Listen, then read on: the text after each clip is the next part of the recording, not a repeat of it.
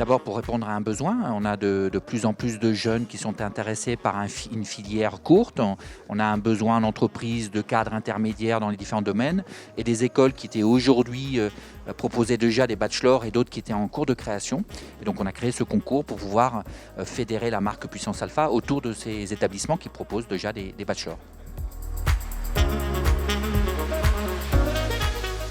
Alors déjà, c'est un concours, un vœu sur Parcoursup pour l'ensemble des 7 écoles qui sont aujourd'hui sur ce concours et les 11 parcours qui sont derrière.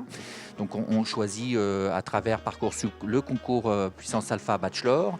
Il y a un traitement de ce concours et un classement individualisé filière par filière, parcours par filière, pour chaque étudiant. Voilà, donc l'étudiant choisit parmi les 7 écoles et les 11 parcours sur Parcoursup son élément et après c'est traité à travers une note de dossier et une évaluation et un classement individuel.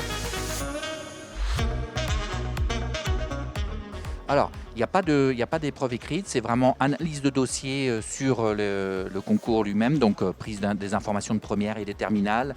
Et chaque établissement va fixer ses critères en fonction de son programme.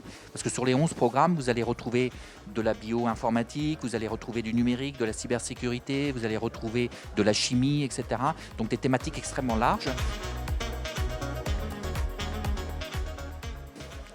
Alors, effectivement, il faut avoir un peu de connaissances en sciences. Alors, il y a deux typologies de bachelors. Il y a des bachelors plutôt scientifiques, où là, effectivement, on va regarder un peu plus les sciences que la partie technique. Et vous avez aussi des bachelors en ingénierie, donc qui s'appuient sur les sciences comme étant un outil, mais qui sont très orientés métier. Et donc là, on va plus regarder les options d'une science du numérique, ce genre de choses, pour pouvoir faire ressortir, on va dire, le cœur de métier qui sont derrière. Mais il faut effectivement un socle sciences.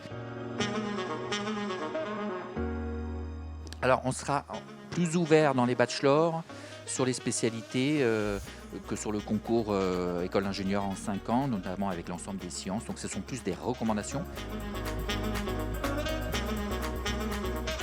Alors, l'idée, c'est la majorité de ces bachelors, à l'exception des bachelors en sciences, qui ont plutôt une vocation à poursuivre des études, ça va être des métiers très concrets dans le domaine du numérique, par exemple, des experts en cybersécurité à un cadre intermédiaire, avec un taux d'insertion assez important, hein, parce que certains de ces bachelors existent depuis une dizaine d'années. En l'occurrence, par exemple, dans l'école que je dirige, on a un taux d'insertion en 3 semaines à l'issue du bachelor. Donc c'est vraiment extrêmement fort sur des postes de cadre intermédiaire.